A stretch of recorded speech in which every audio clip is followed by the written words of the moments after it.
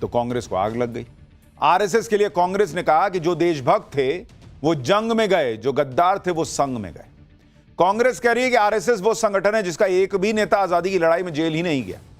RSS वो संगठन है जो महात्मा गांधी, भगत सिंह और चंद्रशेखर आजाद जैसे देशभक्तों और क्रांतिकारियों को अराजक कहकर ब्रिटिश शासन के पक्ष में काम करता रहा। कांग्रेस ने तो देश के बंटवारे का आरोप भी आरएसएस पे मढ़ दिया। यह भी आरोप लगाया कि देश में अधिकतर समस्याओं की जड़ आरएसएस है। कांग्रेस के नेता आरएसएस को कोसने में कैसे कैसे बयान दे रहे हैं, एक बार सुनिए, फिर इसकी सच्चाई भी बताता हूं। आरएसएस की सराहना प्रधानमंत्री मोदी किस बात के लिए कर रहे हैं? आरएसएस की सराहना क्या इस बात के लिए की जाए कि उन्होंने आजादी के आंदोलन में अपनी छोटी उंगली का छोटा नाखून नहीं कटाया? आज उनकी सराहना इसलिए करी जाए कि आजादी के आंदोलन में वो अंग्रेजों को माफीनामे लिखते थे, मुखबिरी करते थे। प्रधानमंत्री को चाहिए कि आरएसएस के बनने के बाद 25 साल आरएसएस का क्या रोल रहा है, 1925 से लेके और 1947 और 48 तक, वो रोल बताएं ताकि देश के लोगों को ये समझने में आसानी रहे कि देशभक्ति की परिभाषा क्या होती है। आप फ्रीडम फाइटर्स के खिलाफ रहे, आप ब्रिटिश गवर्नमेंट के हिमायत में खड़े हो गए। जो लोग कहते हैं कि संघ ने आजादी की लड़ाई में कुछ किया ही नहीं, उन्हें संघ की स्थापना करने वाले डॉक्टर हेडगेवार के बारे में जानना चाहिए कि वो 2 बार जेल गए थे। पहली बार वो अगस्त 1921 में नागपुर जेल गए, जब ब्रिटिश राज ने उनके भाषण देने पर रोक लगा दी थी और वो उन्होंने नहीं माना। उन्हें 1 साल की जेल हुई और वो जुलाई 1922 में रिहा हुए। दूसरी बार वो 1930 में बापू के नमक सत्याग्रह के दौरान अकोला जेल गए। उन्हें 9 महीने जेल की सजा हुई थी। कांग्रेस से मतभेद होने के बावजूद डॉक्टर हेडगेवार और संघ के कार्यकर्ताओं ने सत्याग्रह में हिस्सा लिया था। जो लोग आजादी की लड़ाई में संघ के योगदान पर सवाल उठा रहे हैं, उन्हें यह भी याद रखना चाहिए कि कैसे बंटवारे के वक्त जब शरणार्थी पाकिस्तान से जान बचाकर आए थे तो संघ के स्वयंसेवकों ने ही उनकी मदद की थी और अपनी जान की बाजी लगा दी थी। उस वक्त संघ को लेकर शरणार्थियों में ऐसा भरोसा बढ़ गया था कि शरणार्थी कांग्रेस कार्यकर्ताओं से ज्यादा संघ के स्वयंसेवकों पर भरोसा करते थे। आरएसएस के बड़े प्रचारक श्रीधर पराधर और माणिक चंद्र वाजपेयी के मुताबिक बंटवारे के वक्त अमृतसर में संघ ने पाकिस्तान से आए शरणार्थियों की मदद के लिए कैंप्स तक लगाए। इसी तरह के कैंप कांग्रेस कार्यकर्ताओं ने भी लगाए थे। जब वेस्ट पंजाब से अमृतसर स्टेशन पर ट्रेन आती थी तो संघ के स्वयंसेवक काले रंग की कैप पहनकर स्टेशन आते थे और उसी स्टेशन पर कांग्रेस के कार्यकर्ता सफेद कैप पहनकर आते थे। ट्रेन से आने वाले ज्यादातर शरणार्थी कैप का रंग देखकर संघ और कांग्रेस कार्यकर्ताओं के बीच अंतर करते थे और ज्यादातर लोग संघ के स्वयंसेवकों के कैंप में जाते थे क्योंकि उन्हें कांग्रेस और उनके कार्यकर्ताओं पर भरोसा नहीं था। उनके अंदर कांग्रेस को लेकर गुस्सा था।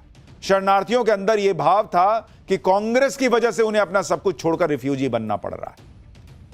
और आज कांग्रेस के नेता वो सवाल पूछ रहे हैं कि आरएसएस ने कानी उंगली की छोटा नाखून भी नहीं कटवाया।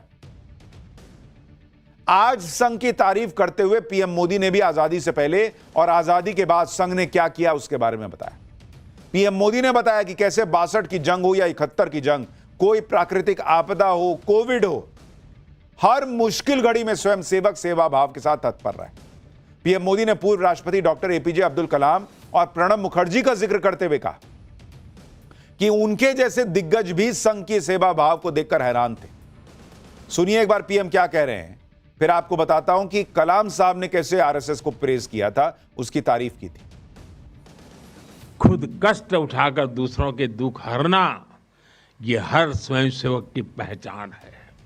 याद करिए 1962 के युद्ध का वो समय, संघ के स्वयंसेवकों ने दिन रात खड़े रहकर सेना की मदद की, उनका हौसला बढ़ाया, सीमा पर बसे गांवों में मदद पहुंचाई।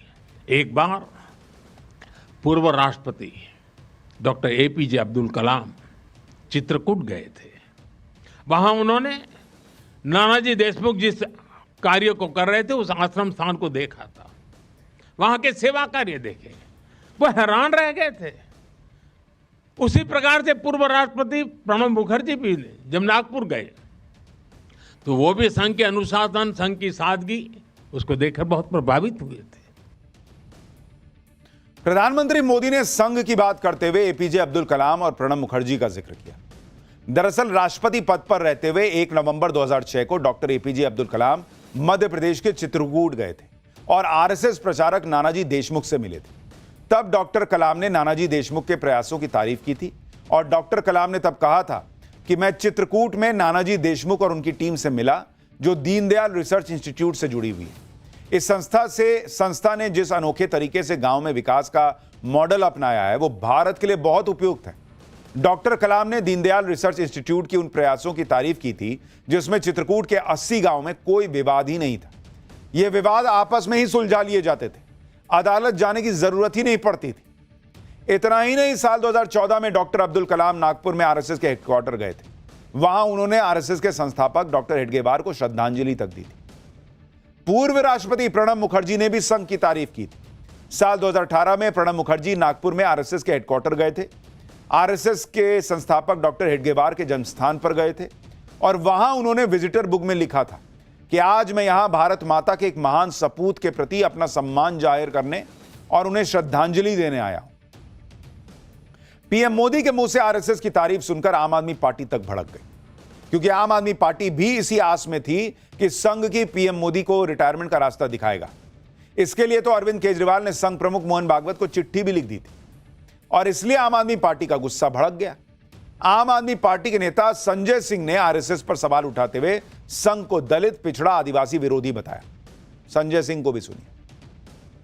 100 वर्षों में इस देश की 85% लोगों की हिस्सेदारी आरएसएस में क्यों नहीं हुई?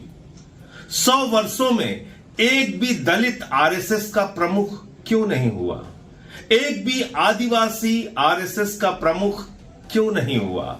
एक भी पिछड़े वर्ग का व्यक्ति आरएसएस का प्रमुख क्यों नहीं हुआ? तो आप इसको एक दकियानूसी सोच वाला, एक संकुचित सोच वाला संगठन कह सकते हैं जो संविधान के खिलाफ है।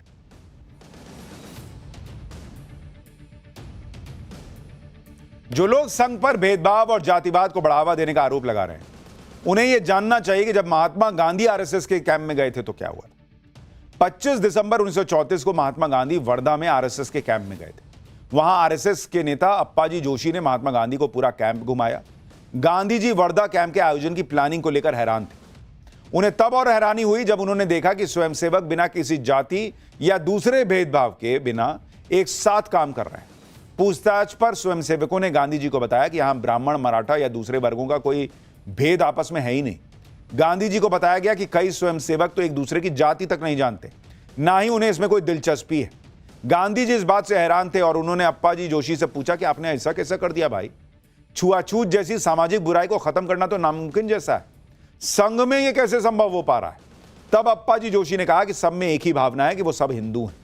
यह डॉक्टर केशव बलिराम हेडगेवार की वजह से संभव हो पाया है। जो संघ तब से स्वयंसेवकों की एक पहचान लेके चल रहा है कि वो हिंदू हैं, उनको आम आदमी पार्टी के नेता ज्ञान दे रहे हैं कि अरे ये नहीं किया, वो नहीं किया। यही बात आज नरेंद्र मोदी ने भी कही कि हर हिंदू एक ही परिवार है भाई। हिंदू समाज को जातियों में बांटकर राजनीति करने वाले इसी बात से डरते हैं कि हिंदू ने खुद को एक कर लिया और जातियों में नहीं बटा तो उनकी ताकत कैसे बढ़ेगी। सुनिए पीएम मोदी ने क्या कहा है इस पर। डॉक्टर साहब से लेकर आज तक संघ की हर महान विभूति ने, हर सरसंघ चालक ने भेदभाव और छुआछूत के खिलाफ लड़ाई लड़ी है। परम पूज्य गुरु जी ने निरंतर न हिंदू पतितो भवेत की भावना को आगे बढ़ाया, यानी हर हिंदू एक ही परिवार है। कोई भी हिंदू कभी पतित या नीचा नहीं हो सकता। उन्होंने कहा एक कुआं, एक मंदिर और एक श्मशान। इसे लेकर संघ देश के कोने कोने में गया है। कोई भेदभाव नहीं, कोई मतभेद नहीं, कोई मनभेद नहीं। संघ की पाठशाला से हिंदुत्व के संस्कार मिलते हैं और संघ की इसी पाठशाला में तब कर राजनीति के टॉपर भी निकलते हैं और नरेंद्र मोदी इसका सबसे बड़ा उदाहरण है। अटल बिहारी वाजपेयी इसका बड़ा उदाहरण है। संघ ने देश को 2-2 प्रधानमंत्री दिए हैं और ये लोग राजनीति के टॉप पर इसलिए पहुंचे क्योंकि संघ में रहते हुए इन्होंने पूरा जीवन देश के नाम कर दिया। 2019 में प्रधानमंत्री नरेंद्र मोदी ने ह्यूमंस ऑफ बॉम्बे नाम के एक पॉपुलर फेसबुक पेज